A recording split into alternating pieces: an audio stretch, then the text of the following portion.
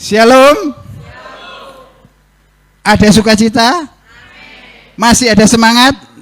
Kalau ada semangat, kita berdiri katakan haleluya. Saya katakan ada semangat, haleluya. Udah berdiri. Ada semangat, haleluya, haleluya, haleluya. Silakan duduk dalam hadirat Tuhan. Kita harus datang ke hadirat Tuhan dengan penuh antusias.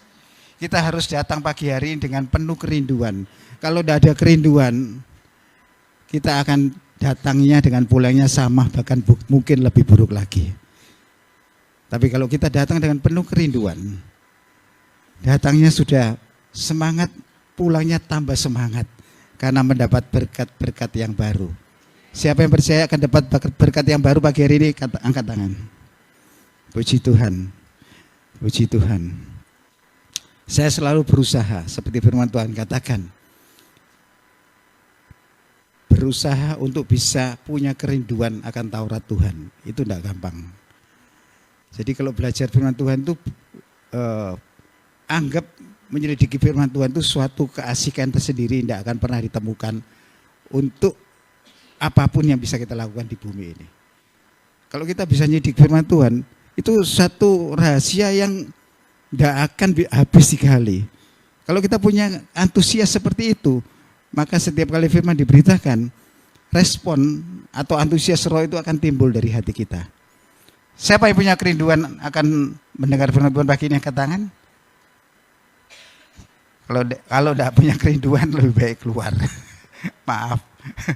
Saya rasa semuanya angkat tangan dan punya kerinduan untuk menyambut firman Tuhan, siapapun yang memberitakan. Karena firman Tuhan itu hidup. Firman Tuhan itu jadi sesuatu yang mati kalau kita tidak punya antusias. Nah saudara, tentunya saudara semua setuju kalau saya katakan, ya dinamakan manusia dewasa itu akan mengalami masalah. Hanya anak kecil yang walaupun mengalami masalah tapi tidak mengerti masalah dan tidak merasakan masalah itu. Amin. Minggu yang lalu sudah diberitakan bahaya anak kecil. Tapi anak kecil seperti itu tidak salah karena dia juga punya sifat untuk meyakini dia bisa bergantung sepenuhnya pada orang tuanya, kepada bapaknya. Tapi kita yang sudah dewasa, kita akan mengalami masalah. Baik itu masalah kecil, sedang, masalah besar, bahkan masalah yang sangat besar yang tidak ada henti-hentinya yang dikatakan sebagai badai kehidupan. Kalau yang terakhir ini mungkin tidak seorang pun ingin. Ya masalah sih masalah Tuhan. Yang biasa aja lah, yang enteng-enteng. Kalau toh berat jangan sering-sering. Tapi pada kenyataannya kita kadang menghadapi masalah yang sudah berat, tidak habis-habis, terus datang berkelanjutan. Yang disebut sebagai badai kehidupan. Pertanyaannya sekarang, apakah badai itu bisa ditangkal? Tergantung dari awal terjadinya badai dan penyebabnya badai. Karena sesuatu itu pasti harus dilihat dari awalnya. Sesuatu terjadi tidak kadang-kadang seketika, tapi itu adalah akibat atau dampak atau mutasi dari kejadian-kejadian yang sudah lampau. Kalau ujungnya itu adalah karena kesalahan kita, maka itu nggak bisa ditangkal. Contohnya misalnya, kita ini sudah misalnya punya sakit lambung, tapi kesukaannya masih sukaan makan yang pedes-pedes, santan-santan, dia mengatakan wah enak, gudeg itu enak. Itu apa? Masakan Padang itu enak, gurih. Kemudian sakit lambung, dilanjutkan sakit lambungnya sama parah, sampai jadi harus opname. Nah, badai ini gak bisa ditangkal karena kesalahannya sendiri. Dan juga mungkin juga ada lagi, itu masalah kesehatan ya. Sudah tahu penghasilannya pas-pasan, mudah tertarik kepada tetangganya, temannya, atau saudaranya, sehingga kredit baik, kredit rumah, kredit mobil, kredit alat-alat elektronik, sampai akhirnya setiap bulan itu kurang. Dan sampai karena hutangnya menumpuk, akhirnya jadi masalah dengan orang, bahkan bisa jadi masalah dengan polisi. Itu berbicara masalah ekonomi. Ada juga yang kita ini tidak tahu, kita hidup di sebuah lingkungan yang katakanlah lingkungannya itu minus, sederhana. Tapi setiap hari kita pamer kekayaan, pamer kemewahan. Sampai satu waktu rumahnya dirampok habis. Ini jangan salahkan, ini badai yang gak bisa ditangkal karena memang dari dirinya sendiri. Tapi pagi hari ini saya akan membahas satu badai yang memang diizinkan Tuhan. Dan badai ini kita akan bisa menangkal, bukan berarti mencegah ya. Maksudnya bisa menghadapinya. Masalah ini bisa kita hadapi dan kita bisa mengatasi badai itu. Kalau kita menyandarkan semuanya pada Tuhan. Dan badai ini memang Tuhan izinkan karena kadang-kadang karena Tuhan ingin memproses kita pada satu tingkatan yang lebih lagi. Nah, kalau kita menghadapi badai yang seperti ini, tujuannya memang merupakan pendewasaan. Sehingga kalau Andre minggu lalu mengatakan bahayanya anak kecil, ya bahayanya anak kecil kalau menghadapi badai yang seperti ini, dia pasti gagal. Makanya jangan jadi seperti anak kecil dalam hal iman. Tapi kalau dalam hal berserah tadi, seperti anak kecil itu nggak salah. Jadi kita harus bisa memilah-milah. Jangan membenturkan firman Tuhan. Setiap firman Tuhan itu ada latar belakangnya, ada konteksnya, sedang berbicara apa. Jadi jangan kita ini dibingungkan dengan pikiran sendiri yang mengartikan firman dengan perasaan kita dan pikiran kita. Makanya kalau Bapak Ibu ada waktu, ikutlah Bible study supaya lebih jelas lagi untuk mendidik firman Tuhan. Karena bahaya sekali kalau kita ini punya pemahaman yang salah terhadap firman Tuhan, kemudian diberitakan. Nah, itu yang sulit. Nah, tema pagi hari ini saya ambil dengan judul mengatasi badai kehidupan. Kita akan ambil ayatnya dalam Kisah Rasul pasal 14. Kisah Rasul pasal 14 ayat Kisah Rasul pasal 27, Kisah Rasul pasal 27 ayatnya 14 sampai 31, tapi yang kita bahas, yang kita baca nanti ayat 14 sampai 25. Kita akan tampilkan. Saya undang saudara semua bisa bangkit berdiri. Kisah Rasul pasal 27. Kita baca secara bergantian karena panjang. Saya akan bacakan ayat 14, Bapak Ibu 15, selanjutnya saya 16 dan bergantian sampai akhir. Kisah Rasul pasal 27 ayat 14 sampai 25. Tetapi tidak berapa lama kemudian turunlah dari arah pulau itu angin badai yang disebut angin timur laut. 15.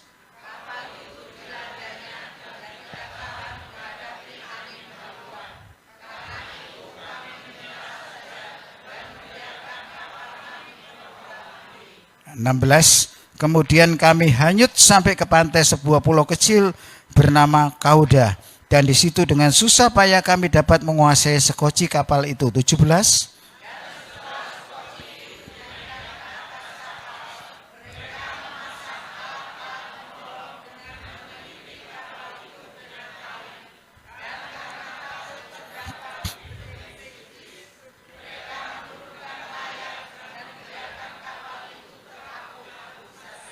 Ayat 18, karena kami sangat hebat diombang-ambingkan angin badai, maka pada keesokan harinya mereka mulai membuang muatan kapal ke laut. 19.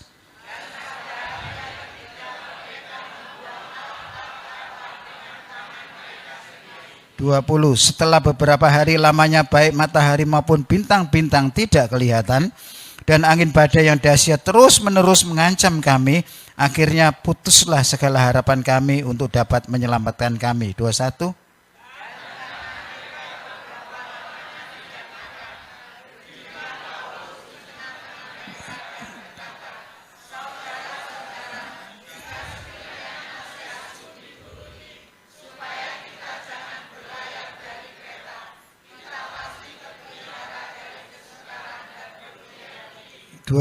Tetapi sekarang juga dalam kesukaran ini aku menasihatkan kamu supaya kamu tetap bertabah hati, sebab tidak seorang pun di antara kamu yang akan binasa kecuali kapal ini. 23.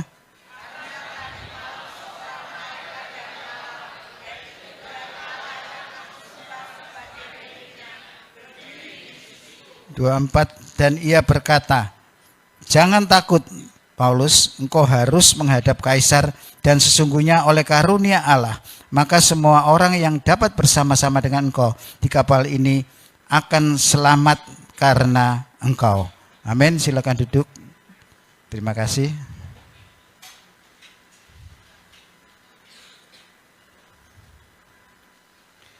Kisah Rasul 27 ayat 14-31 itu mengisahkan perjalanan Paulus ketika dia akan menuju Roma untuk naik banding. Paulus menuju ke Roma naik banding bukan atas harga dirinya, egonya karena dia punya harga diri sebagai warga negara Roma, kemudian protes dan naik banding ke Roma, bukan. Sepintas kita akan melihat seperti itu. Tapi kalau kita lihat ayat-ayat yang tertulis di sini, bahwa Paulus itu tidak menyimpang dari perintah Tuhan. Itu semua dari perintah Tuhan. Dia sedang menjalankan perintah Tuhan, tapi dia tetap menghadapi badai. Dari kisah ini kita bisa mengambil kesimpulan juga, kita tidak usah kecil hati. Walaupun kita ini sudah hidup berusaha benar di hadapan Tuhan, walaupun belum bisa 100%. Tapi menghadapi badai, itu bukan berarti murni kesalahan kita. Kita tetap bisa salah, tetap manusia tetap salah. Tapi itu murni ada rencana dari Tuhan yang besar yang kadang-kadang kita nggak tahu. Seperti Paulus beda dengan Yunus. Yunus itu lari dari panggilan Tuhan, tapi Paulus tetap ada di dalam panggilan Tuhan. Tadi di ayat 23 dan 24 sudah dikatakan, karena tadi malam seorang malaikat dari Allah, yaitu Allah yang aku sembah sebagai miliknya, berdiri di sisiku. Diteguhkan lagi oleh Tuhan. Dan ia berkata, "Jangan takut Paulus, engkau harus menghadap kaisar." Ya, engkau harus menghadap kaisar. Jadi naik bandingnya bukan kehendak Paulus, kehendak Tuhan. Paulus itu orang luar biasa, tapi dari sini dia rendah hati. Bahkan dia rela jadi tawanan roh di dalam ayat yang lain. Rela jadi tawanan roh dalam arti dia sudah punya rencana ke satu tempat. Roh Kudus nuntun dan dia rela sebagai tawanan roh. Ini luar biasa. Kalau orang-orang bodoh, orang polos, nurut itu gampang, masuk akal. Ini orang-orang yang luar biasa, yang punya pendiriannya begitu kuat sampai pernah menjadi penentang Kristus. Tapi dia mau nurut. Dan perjalanan dia menghadapi badai ini juga karena menurut Tuhan. Bahkan di kisah Rasul 23 ayat 11, tidak satu ayat saja. Dikatakan di sana, pada malam berikutnya Tuhan datang berdiri di sisinya dan berkata. Jadi sebelumnya Tuhan sudah datang. "Kuatkanlah hatimu sebagaimana engkau dengan berani telah bersaksi tentang aku di Yerusalem. Demikianlah juganya engkau pergi bersaksi ke Roma." Jelas ya, ini Tuhan yang nyuruh, tapi Tuhan juga tetap izinkan badai itu menghantam Paulus. Makanya saya punya prinsip ketika istri saya divonis sesuatu penyakit yang mematikan dan dianggap orang itu kena tulah, saya nggak akan malu-malu, saya minta bantuan ke sana kemari. Karena saya memandang di samping saya ini memang tidak mampu, saya juga butuh bantuan orang. Saya percaya bahwa ada rencana Tuhan dan saya butuh kekuatan untuk menghadapinya. Nah, dari sini kita bisa melihat dia tahu risikonya kalau dia ke Roma. Bukannya Paulus nggak tahu loh, naik banding ke kaisar, sementara dia tahu ada orang banyak yang tidak senang sama dia, dan di Roma adalah masih banyak orang yang tidak mengenal Tuhan, termasuk kaisarnya. Risikonya mati. Tahu loh Paulus itu, bukan tidak tahu. Justru karena dia tahu, dia siap, dan dia benar-benar mati sebagai martir di Roma. Ini luar biasa. Jadi mati itu bukan sebuah hal yang menakutkan. Seperti kemarin saya sampaikan di remaja, kita memang harus mati untuk hidup. Sama, Paulus kalau kita tidak mati, dia tidak akan hidup kekal. Tapi matinya untuk Tuhan, bukan mati sia-sia. Sedikit menyimpang. Nah, di tengah perjalanannya tumpangi kapalnya benar-benar dihantam badai sampai kandas dan terdampar di Pulau Malta. Namun dia katakan bagi semua yang patuh, dikatakan semua harus patuh, kalau enggak nanti akan binasa. Tapi dia katakan satu orang pun dalam kapal ini tidak akan binasa selama taat pada Tuhan. Tapi kenyataannya ada beberapa yang tidak taat, ya mereka tidak selamat. Nah dari sini kita akan menarik sebuah pelajaran. Bagaimana caranya kita menghadapi badai ini. Karena badai itu memang harus dihadapi. Badai itu tidak bisa diingkari, tidak bisa dipungkiri. Selama kita masih hidup, badai itu harus dihadapi. Dan kita punya cara. Dan kita belajar dari caranya Paulus. Lewat firman-Nya pagi hari di Kisah Rasul 27, 14-31.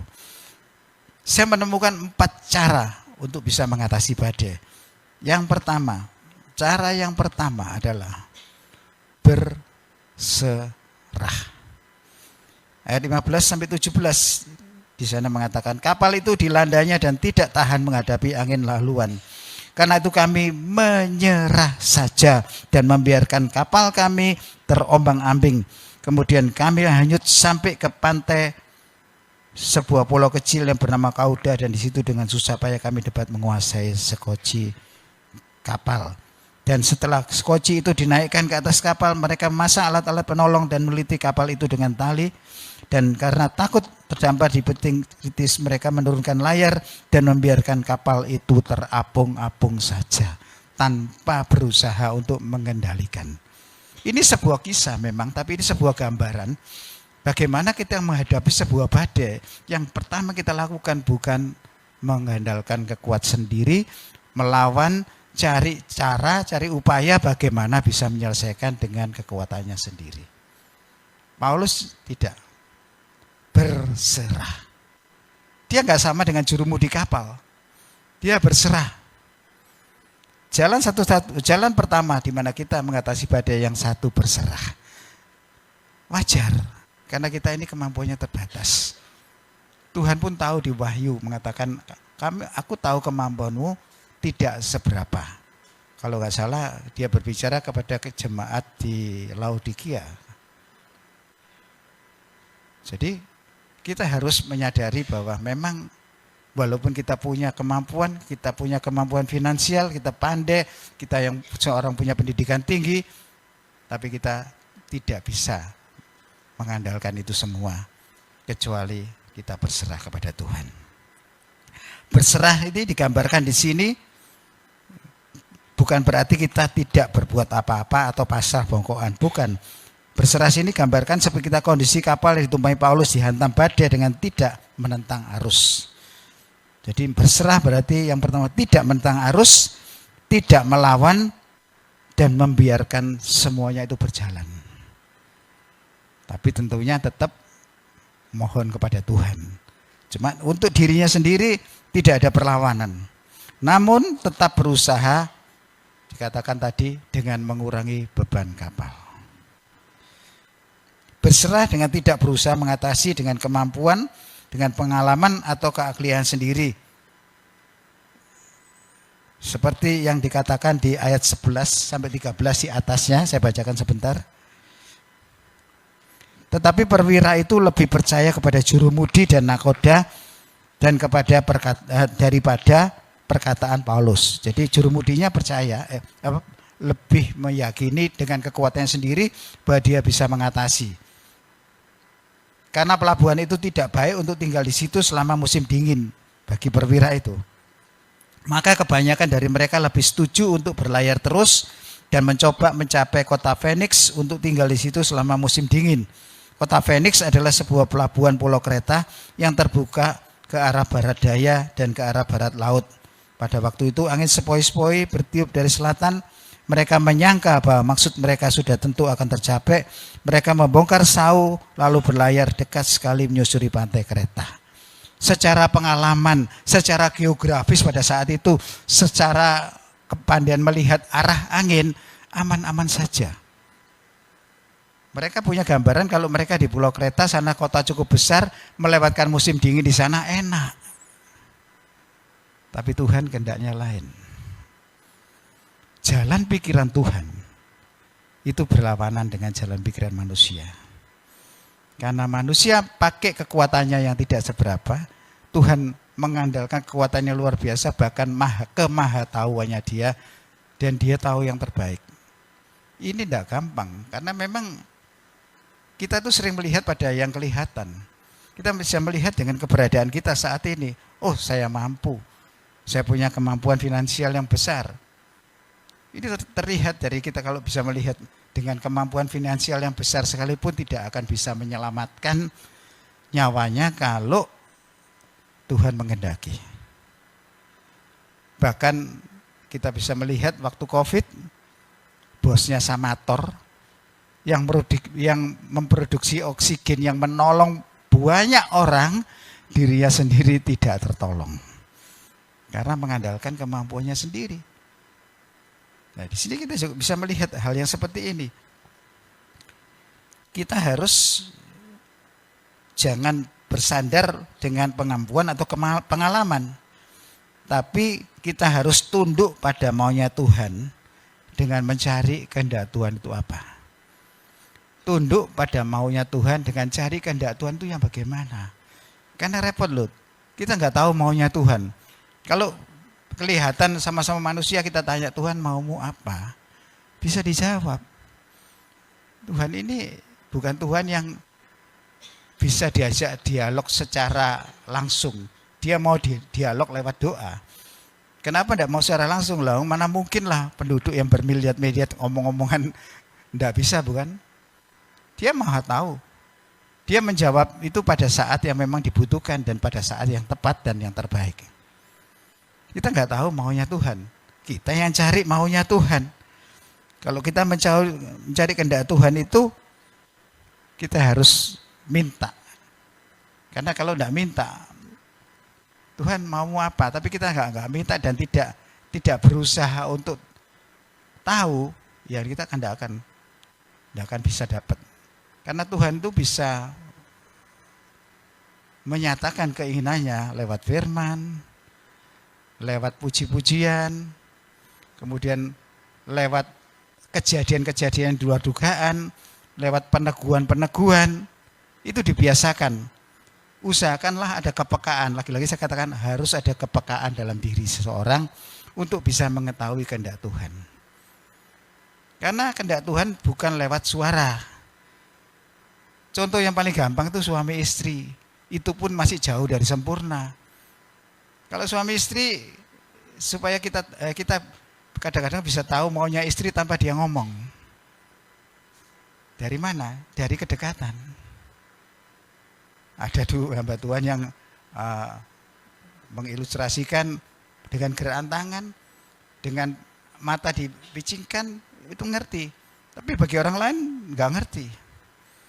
Jadi hubungan pribadi dengan Tuhan itu bagaimanapun setiap kali dalam semua khotbah saya, itu yang paling utama. Kepekaan itu bisa dibentuk lewat kedekatan. Kalau udah deket nggak mungkin peka. Kalau kita hanya kenalnya biasa saja, seperti saya misalnya kenal sama Herman Eko, saya tahunya Herman Eko itu orangnya lucu, suka membuat orang tertawa. Tapi saya nggak tahu loh, di balik semua itu apa aja kekurangannya. Mungkin yang lebih tahu ya Deborah. Tapi kalau kita mau dekat, berusaha mendekat, dengan kedekatan yang ada, kita mulai bisa tahu, kalaupun ada sesuatu yang salah, kita tahu penyebabnya. Demikian juga dengan kita, kalau kita tahu, kenal dengan Tuhan, kemudian kita salah, paling tidak kita bisa merasakan, oh saya salah di sini. Tapi jangan sampai orang itu merasa tidak bersalah. Nah ini repot. Masalahnya nanti tidak akan bisa selesai. Kita harus punya kepekaan. Kita harus bisa minta petunjuk. Dan itu kalau kita minta dan dibiasakan, biasanya muncul. Saya katakan ini karena saya sudah mulai sering.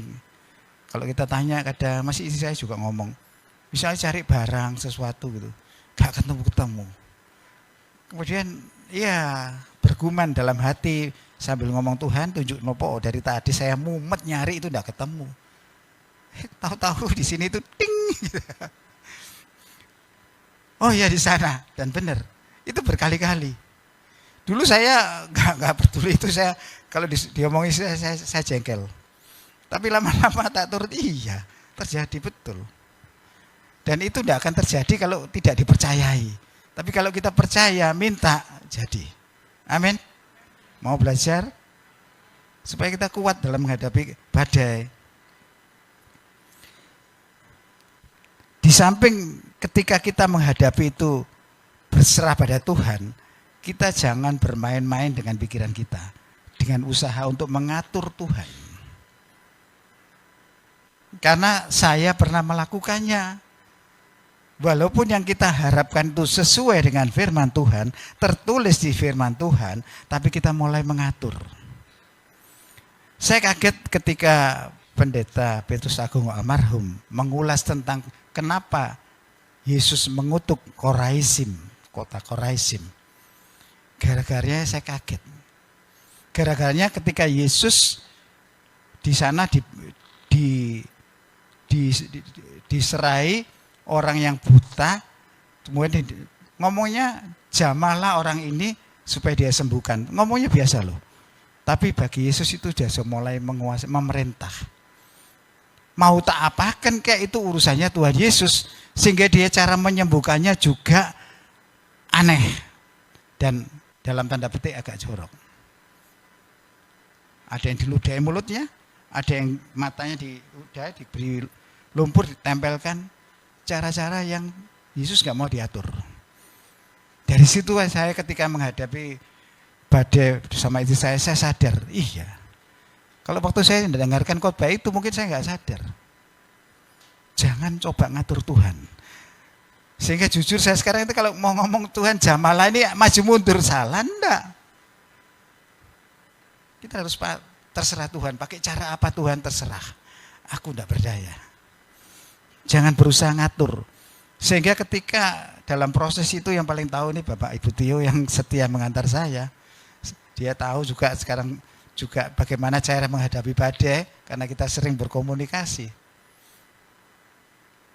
Jadi ketika menghadapi pemeriksaan, harapan saya ketika di koloskopi pertama itu mujizat terjadi, semua saudara saya juga mendoakan akan diberi usus baru, enak loh, minta usus baru enak, gampang.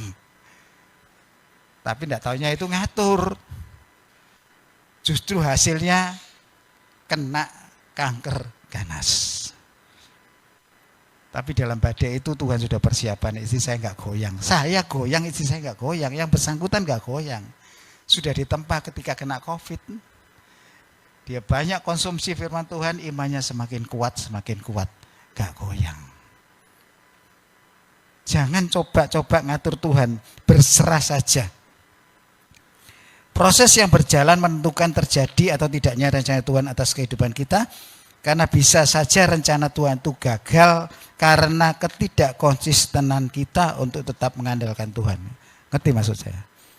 Tuhan mau nyembuhkan, mau. Itu bagian dari kita. Tapi itu bisa gagal karena ketidakkonsistenan kita. Sehingga perjanjian itu jadi batal.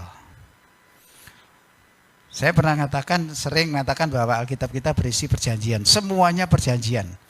Ada syaratnya. Itu bisa gagal ketika syarat yang kita harus lakukan itu berubah. Bukan janjinya yang berubah loh ya. Syaratnya yang tidak dipenuhi. Sehingga orang gampang saja mengatakan Tuhan itu bohong. Tuhan itu tidak mendapati janji. Sekali lagi saya katakan untuk entah keberapa ribu kali Tuhan tidak pernah salah. Itu tancapkan betul di sini. Tuhan tidak pernah salah. Jangan pernah cari salahnya Tuhan. Kemarin pun dibahas, saya lihat kalau nggak salah di Sangkakala atau di mana. Sama. Salahkan diri kita sendiri itu yang nomor satu. Walaupun iblis bisa salah, seperti Paulus seperti ini, dia bukan salahnya dia, tapi yang utama selidik diri kita, salahkan diri kita sendiri. Kalau kita bisa menyalahkan diri kita sendiri, kita berserah sama Tuhan, otomatis Tuhan pasti turun tangan. Amin. Kita bisa melihat dari banyak kasus di mana orang percaya berjatuhan karena mengandalkan kemampuan sendiri, di mana Tuhan sudah merancangkan seperti Yeremia 29 ayat 11, rancangan damai sejahtera dan masa depan penuh harapan itu tidak pernah lepas. Itulah hakikat Allah di dalam seluruh isi Alkitab adalah Yeremia 29 ayat 11 yang mengatakan ini ketua sinode kita yaitu Bapak Pendeta Samuel Lucia, bahwa seluruh hakikat Tuhan dalam seluruh Alkitab itu ada pada Yeremia 29 ayat 11.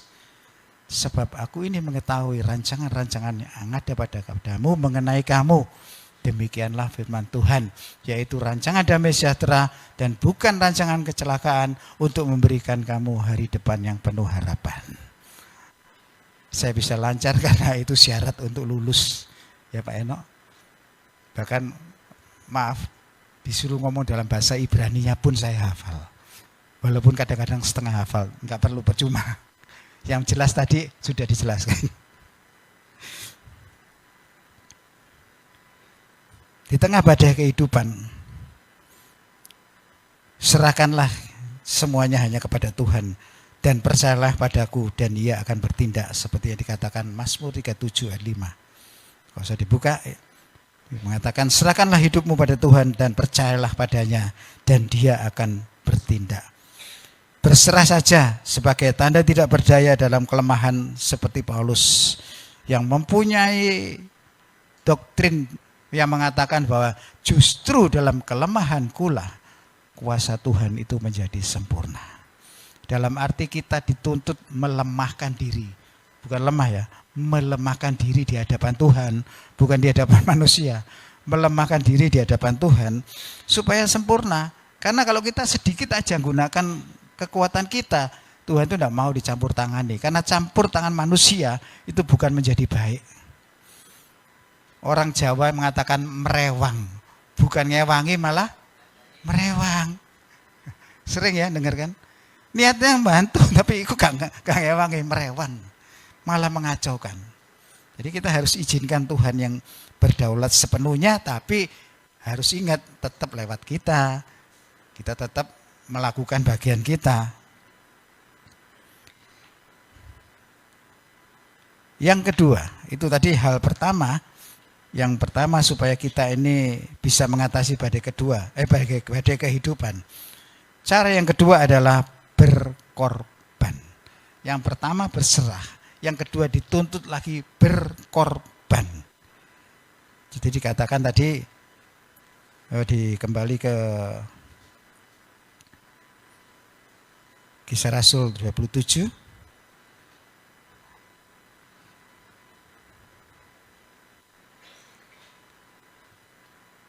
Tadi dikatakan di sana ayat 18, karena kami sangat hebat diombang-ambingkan angin badai, maka pada keesokan harinya mereka mulai membuang muatan kapal ke laut. Itu yang dibuang itu bukan barang tidak berharga loh. Bahkan bahan makanan pun kepepet terpaksa dibuang untuk mengurati beban kapal. Dalam arti ketika kita menghadapi badai, langkah kedua adalah berkorban. Sudah berserah, layar diturunkan, biarkan terombang-ambing, masih nggak bisa reda. Yang kedua, berkorban. Ini harus kita siap menghadapi hal ini. Kita harus siap menghadapi korban. Harus siap untuk berkorban. Dalam menghadapi badai yang melanda kapal layar, langkah penyelamatannya justru harus membuang muatan kapal untuk mengurangi beban supaya guncangan tidak terlalu besar dan kapal bisa meliputi alunan ombak. Sama halnya dengan kita. Ketika kita menghadapi badai kehidupan, kita harus berani berkorban dengan apa? Bukan dengan harta benda. Dengan membuang keinginan-keinginan daging yang merintangi kita dekat dengan Tuhan. Waktu itu pun saya juga harus berkorban membuang keinginan daging. Dulu kalau saya teduh itu hanya paling setengah jam, 1 jam. Dan ya bisa dikatakan malas, puji Tuhan. Tapi dengan terjadinya badai yang melanda kehidupan saya, Walaupun saya masih jauh dari sempurna, tapi sudah lebih baik daripada dahulu. Berusaha untuk dekat dengan Tuhan, berusaha saat teduhnya diperpanjang, juga menurut kata-katanya hamba-hamba Tuhan, bahwa kalau kita menghadapi seperti itu, harus ada pujian dalam diri kita, supaya tetap ada ucapan syukur. Bahkan dikatakan, yang juga sering saya katakan, dalam setiap saat gumankanlah pujian itu dalam hati kita. Gak usah lewat mulut, gak bisa tidur, nyanyikan pujian dalam hati sampai kita tertidur. Dan itu saya usahakan, ternyata benar. Sehingga gampang saja pendeta Philip Mangatopa mengatakan, kalau kita berusaha untuk terus memuji Tuhan, di samping kita tahu kalau kita memuji Tuhan itu pintu surga akan terbuka. Pernah sering saya katakan, itu penglihatan. Pujian penyembahan dinaikkan, pintu surga terbuka. Ketika kita mau tidur, muji menyembah sampai dengan kita tertidur, dan kemudian tanpa diduga-duga kita nggak bisa bangun, meninggalnya pun dengan pujian. Dan saya yakin, walaupun saya nggak tahu, masuk surga. Karena ada pujian dari mulut kita. Daripada kita mikir mumet yang ndak, ya kemudian baca, ya saya memang sering seperti itu. Kadang main-mainan game itu salah. Itu akan berusaha juga dihapus. Tapi tetap pujian itu ada di sini. Nyanyikan pujian. Pada saat terakhir, vonis terakhir yang istri saya katakan divonis lagi, ada timbulnya penyebaran. Dia mulai goyang, saya ngajak nyanyi. Dan ternyata manjur sekali. Berapa menit kemudian dia kuat lagi. Sampai hari ini. Kita harus bisa berkorban. Ya memang semua itu akan mengorbankan keinginan daging kita. Kita tidak bisa seperti dulu bangun siang, kemudian kesenangan kita sendiri terus dipenuhi tanpa memperhatikan kesenangan Tuhan. Tapi dengan cara seperti itu kita berkorban, dan pengorbanan itu kalau saya bilang pengorbanan yang lebih daripada materi. Mengorbankan kesenangan itu lebih daripada pengorbanan materi. Itu suatu hal yang berat. Tapi kalau kita mau berkorban, maka badai itu akan mulai mereda, dan pada satu saat badai itu pasti berlalu. Amin. Karena badai itu pasti berlalu. Tapi dalam menghadapi badai, kalau kapal saja dibuang muatannya, kita juga harus buang muatan-muatan keinginan daging. Karena manusia itu dipenuhi keinginan daging. Dan keinginan daging itu memang rasanya enak sekali.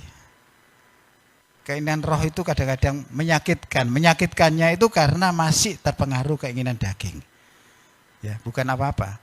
Karena seseorang yang sudah terbiasa dengan kehidupan roh, waktu ada hadirat Tuhan itu sukacitanya bukan main. Secara temporer saya bisa merasakan, tapi secara kontinu belum bisa. Kita belajar. Coba saudara sendiri ketika dipenuhi kuasa Roh Kudus, hati ini rasanya wah damai. Sepertinya senang tanpa sebab, senang sudah. Tapi kadang-kadang ketika keinginan dagingnya muncul, ini kita mulai lupa, mulai nikmat dengan keinginan daging. Kita harus terus tangkal ini sebagai sebuah pengorbanan. Ditangkal, berusaha. Makanya tadi saya katakan, sudahkah kita punya kerinduan akan Taurat Tuhan? Kalau sudah punya kerinduan, kita mau menyampaikan firman Tuhan dengan gaya berkhotbah apapun yang barusan ini dipelajari, topical, tekstual, eksposisori, semuanya nyaman. Jadi usahakanlah kita ini bisa mengorbankan keinginan daging kita supaya kita bisa mengatasi badai. Karena di atas badai, seperti pujian mengatakan, di atas gelora ada salib. Saya tidak hafal pujian ini, mungkin Pak Gem yang ngiling. Di atas gelora ada salib.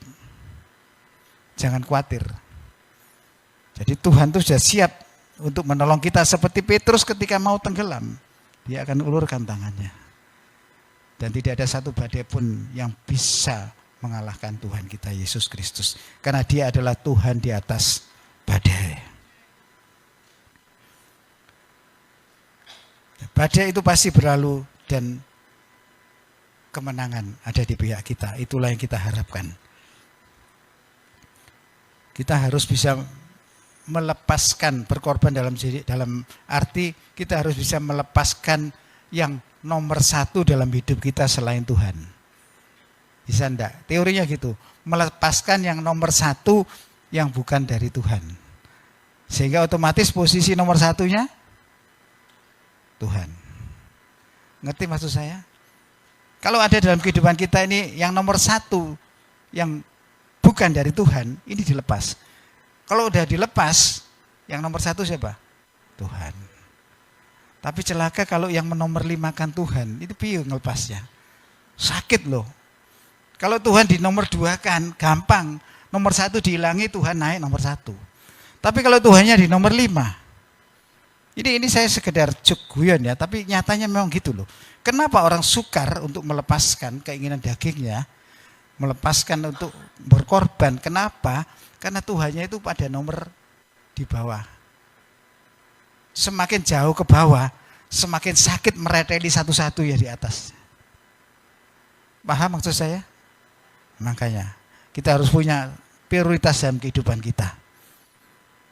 Setidak-tidaknya ketika kita ini memang karena terdiri dari daging, Tuhan di nomor 2 kan, untuk melepasnya lebih gampang daripada Tuhan di nomor 5. Melepas satu-satu ini tidak gampang. Satu aja loh tidak gampang. Jadi tetap berusaha kita ini harus mengutamakan Tuhan. Walaupun sebagai manusia kita kadang tetap lolos tidak bisa mengutamakan. Mungkin di nomor 2 kan. Tapi gampang untuk menghilangkannya daripada di nomor 5 kan. Ya, itu yang maksud saya. Yang kedua, jadi yang pertama kita sudah tahu apa tadi? Berserah. Yang kedua, berkorban. Ini masih berat terus loh, ngatasi badai ini tidak ada yang ringan. Yang ketiga, sudah berkorban, tetap bertahan. Bertahan dalam pengorbanan loh ya. Ayat 21 sampai 25 dari Kisah Rasul 27.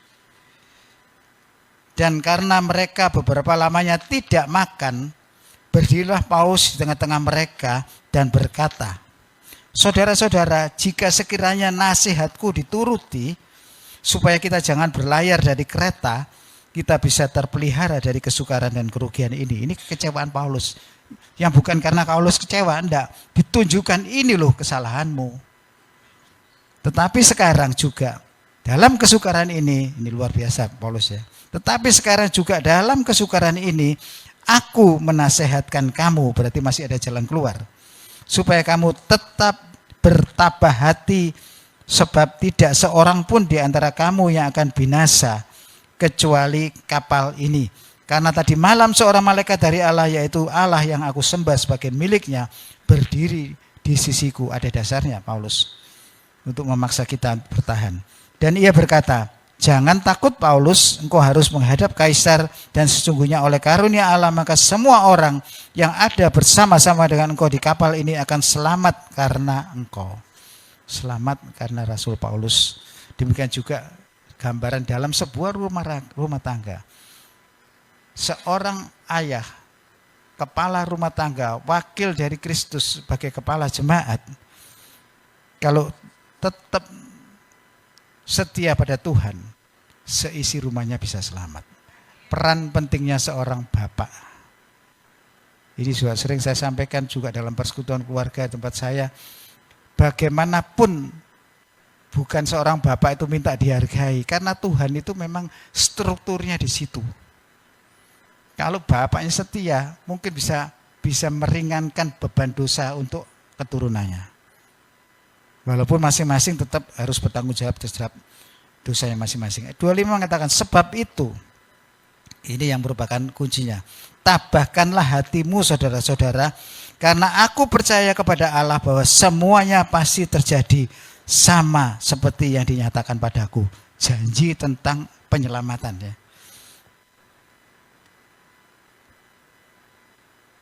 Ya, sampai di situ. Jadi hal ketiga, kita harus bertahan atau tabah dalam menghadapi badai itu. Harus bertahan loh. Jangan terus di tengah jalan kita patah semangat. Kita sudah berserah, sudah berkorban, tapi tidak bertahan, sia-sia. Gugur semuanya. Kita harus punya ketahanan iman. Makanya Tuhan tuh kadang membentuknya itu, kalau kita mau dibentuk ya, mulai awal kita punya kepekaan dibentuk. Jadinya itu, ya seperti itu semua sebuah diatur. Ya seperti istri saya itu. Kalau tidak kena COVID, walaupun waktu itu kena OTG, dan saya tidak yakin karena waktu ngambil sampelnya sudah salah. Tapi bagaimanapun itu berlangsung. Dan dia harus dikarantina, dikontrol oleh pihak kesehatan, Koramil, polisi, itu terus dideteksi. Sehingga dia harus tetap di dalam satu ruangan, dan dia gunakan habis di sana untuk melalap habis yang namanya video-video rohani. Yang membuat imannya semakin kuat, di samping doa-doa dinaikkan, sehingga dia dapat bertahan. Karena waktu penyembuhan ini sudah cukup lama. Saya rasa dari awalnya sudah hampir 3 tahun ya. Bisa 3 tahun. Karena saya tidak berani juga mengatakan langsung dengan statement saya. Karena belum tentu sama dengan statementnya Tuhan. Saya tetap berjalan dan meyakini. Walaupun pemeriksaan, ya sedikit saksi ya. Sampai harus tetap bertahan. Sudah dinyatakan sembuh pada pemeriksaan CT scan terakhir. Kemudian dalam pemeriksaan 3 bulan kemudian, CT scan mengatakan ada massa sesuatu yang tumbuh. Baik di kolonnya khususnya, baik di livernya. Kaget waktu itu. Kemudian ditentukan oleh pihak onkologi untuk dipindah ke bagian bedah. Untuk diperiksa secara kolonoskopi. Kita terus berjuang berdoa. Kolonoskopi hasilnya bagus.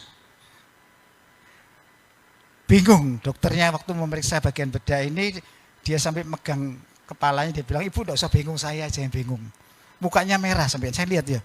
Dokternya biasanya lagi mukanya merah, dia berpikir keras. Kalau gitu harus MRI yang lebih teliti lagi. Di sini tidak selesai. MRI pun menunjukkan indikasi hampir sama dengan CT scan. Akhirnya dokter ini bingung, dia bilang kalau gitu saya harus kolonoskopi lagi karena yang kolonoskopi di Rumah Sakit Erlangga itu 2, hanya ada 2. Yang satu dokter Tri itu dulu yang menangani pertama kali istri saya. Dia kolonoskopi, hasilnya bagus. Tapi dokter bedah ini juga salah satu dari yang meriksa kolonoskopi dan dia bilang, saya tidak bisa untuk komplain bagian radiologi kalau saya tidak melihat sendiri, jadi kolonoskopi lagi.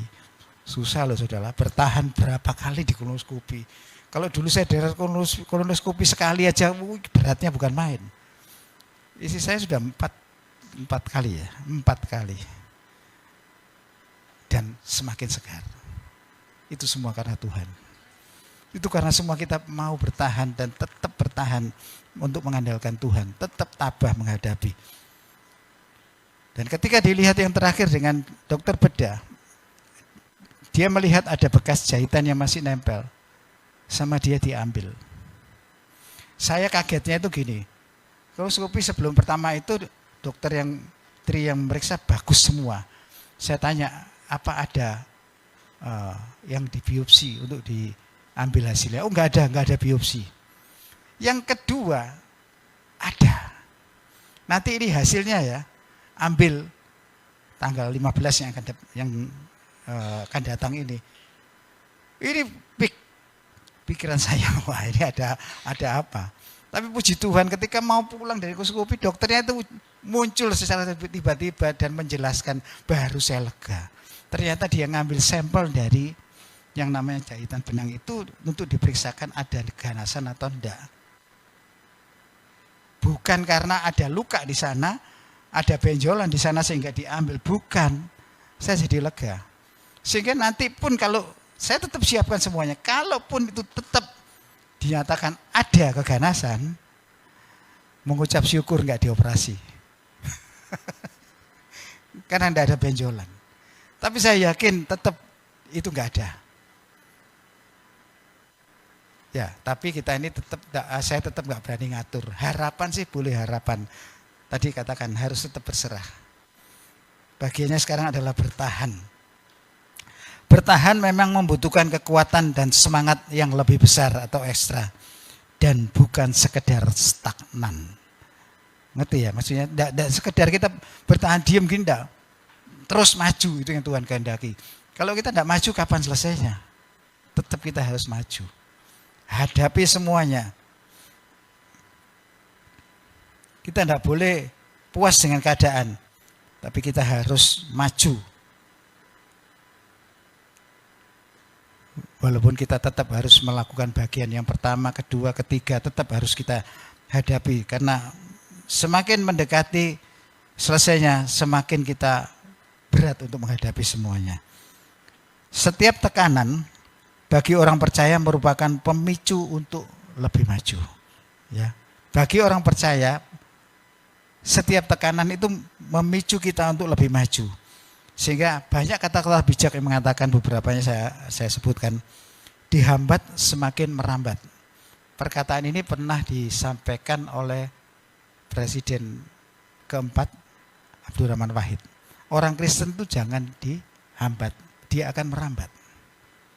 Semakin dicegah, wah semakin menjadi-jadi. Manusia membutuhkan rintangan untuk menjadi dewasa. Manusia membutuhkan rintangan untuk menjadi dewasa. Setiap kesempatan memiliki kesulitan dan setiap kesulitan memiliki peluang. Ini semua kata-kata bijak. Kekuatan ketekunan dapat mengatasi segala rintangan. Namun di atas semuanya itu Alkitab sendiri sudah menulis secara umum di Roma pasal 5 ayat 3. Coba kita lihat Roma 5. Ayat 3 sampai 5.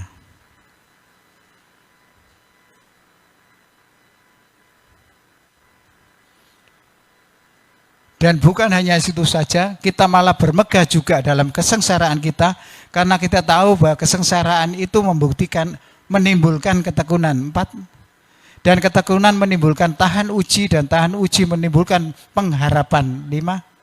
Dan pengharapan tidak mengecewakan karena kasih Allah telah dicurahkan di dalam hati kita oleh Roh Kudus yang telah dikaruniakan kepada kita. Urut-urutannya sudah jelas Alkitab nulis. Jadi walaupun ada orang dengan kata-kata bijak, percayalah itu semua adopsinya kalau kita lihat dari Alkitab. Sumber ilmu pengetahuan benar-benar dari Alkitab. Khususnya sejarah pun timbulnya dari Alkitab. Sehingga keberadaan Tuhan dibuktikan lewat sejarah yang tidak bisa diganggu-gugat. Kekuatan kita sebagai orang Kristen itu karena kita ditunjang oleh sejarah. Dan sejarah itu Tuhan yang membuat. Tidak bisa kita memutarbalikan sejarah. Karena itu merupakan suatu kejadian nyata. Hati-hati dengan pengalaman dan kemampuan. Karena itulah yang menghambat ketaatan kita pada Tuhan. Bahkan menjerumuskan kita untuk tidak dapat bertahan menghadapi badai kehidupan. Di dalam proses menghadapi badai kehidupan, Tuhan menginginkan proses metamorfose.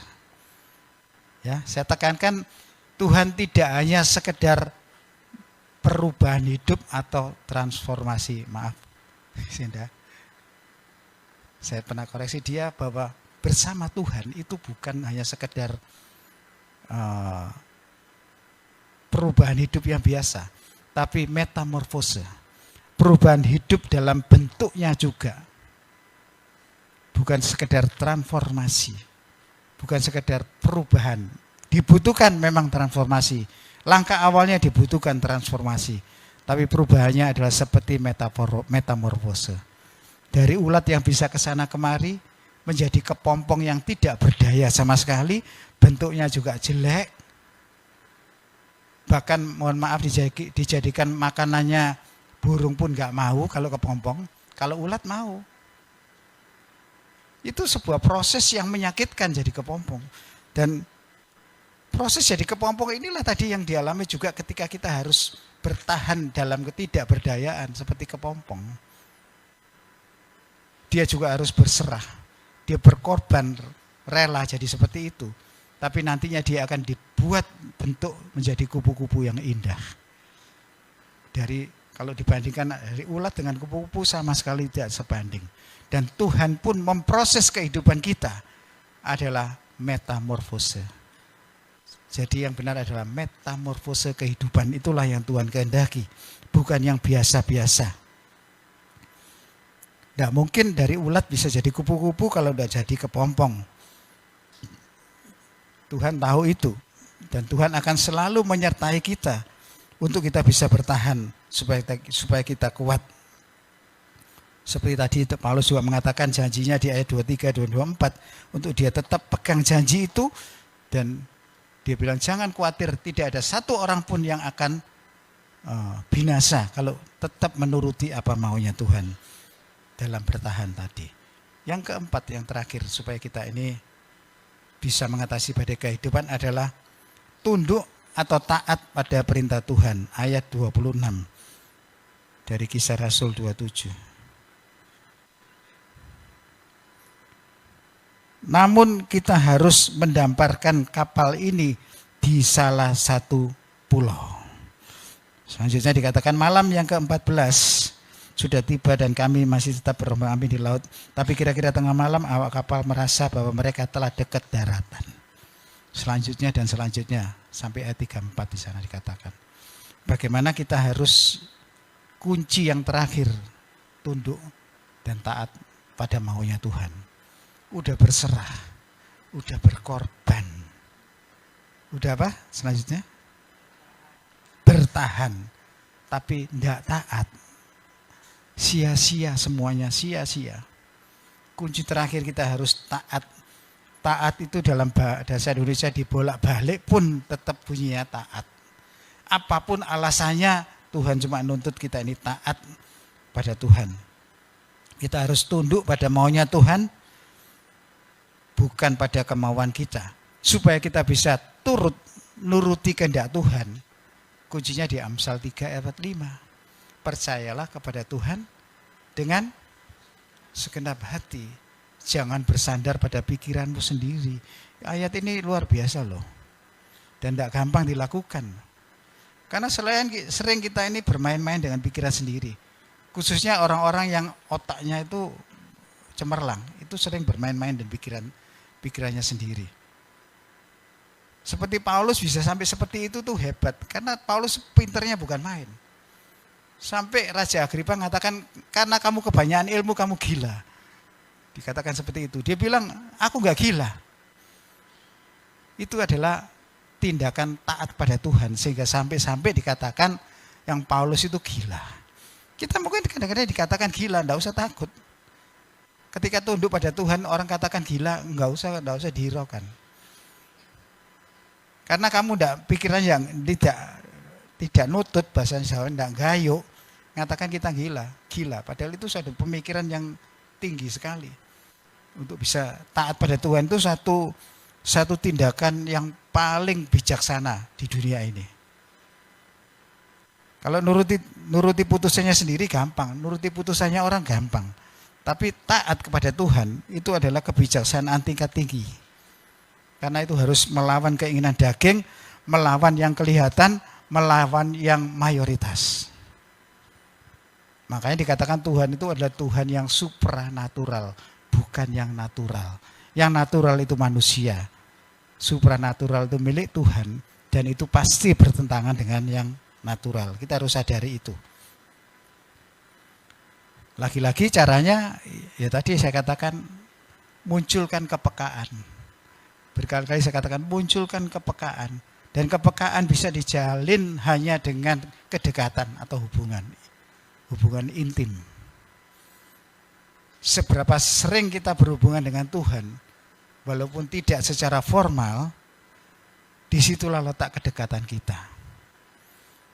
Kedekatan kita dengan saudara kita misalnya, dengan jarak yang jauh misalnya, kedekatannya itu dilihat dari seringnya kontak dengan alat komunikasi yang ada. Di situ kita bisa lihat itu sebuah kedekatan. Diam-diam ketika ada waktu senggang tanya, bagaimana kabarnya kamu? Bagaimana keadaanmu? Itu merupakan suatu kedekatan. Kita dalam waktu senggang kita renungkan firman Tuhan, kita muji nyembah sama Dia. Rasanya kalau mendengar orang menyembah itu bagi saya senang sekali. Apalagi kalau istri saya pagi bangun dia mesti menyembah, wah Tuhan ada di sampingnya. Saya yakin aman. Kalau dia masih dengar bisa muji nyembah, aman. Kalau orang sudah tidak bisa muji nyembah dengan mengeluarkan suara, ini bahaya. Walaupun sehat sama bahayanya. Kadang-kadang tidak bisa muji nyembah karena sakit. Tapi ada orang yang tidak sakit tapi tidak muji nyembah, ini lebih bahaya lagi. Ngerti maksud saya? Ya, puji Tuhan. Untuk bisa tunduk, ya kuncinya tidak ada lagi. Dekat sama Tuhan. Dekat pada orang yang kita harus tunduki. Jangan dekat sama orang yang tidak perlu kita tunduki. Iblis tidak perlu kita tunduki, jadi jangan didekati. Kita butuh Tuhan, ya dekati Tuhan aja. Biarkan Tuhan itu bukan hanya sekedar di mata kita, di panca indera kita, tapi Tuhan itu harus ada di hati. Karena Tuhan sudah ada di hati, ini kedekatannya jauh lebih lagi. Mungkin manusia mengatakan kita ini biasa-biasa, tapi kalau ada kedekatan di hati itu luar biasa. Makanya saya bisa melihat ya, kebanyakan dari pendoa itu sebetulnya punya kedekatan hati lebih. Kenapa? Sering komunikasi. Dan saya menghormati pendoa itu. Dan ada kesaksian banyak yang mengatakan ketika masuk surga pendetanya ini ditolak, tidak masuk surga, tapi encim-encim di belakang sana itu masuk surga. Karena apa? Dia itu doa, punya kedekatan dengan Tuhan. Kuncinya tetap kedekatan dengan Tuhan, kuncinya tetap hubungan. Kekristenan juga berbicara tentang hubungan, bukan agama. Jangan pernah mengandalkan agama Kristen. Andalkan kalau saudara bisa dekat sama Tuhan. Sehingga kita orang bersaksi tentang doa gitu, saya langsung, wah berarti dia memang dekat sama Tuhan. Apalagi bisa bernubuat, bisa marifat, itu menambahkan kedekatannya. Tapi jangan dibuat-buat. Kalau dibuat-buat nanti yang ambil kesempatan itu beda. Ketika kita buat-buat permainkan Roh Kudus, yang masuk itu pasti setan. Karena Roh Kudusnya lari. Ingat Tuhan gak mau disetir. Tuhan tidak mau disetir. Ini tancapkan di sini. Jangan coba ngatur Tuhan. Ketika kita mengatur Tuhan, yang masuk iblis. Iblis senang. Karena ketika dia diatur, ganti kita yang akan diatur oleh dia. Amin. Tuhan Yesus memberkati.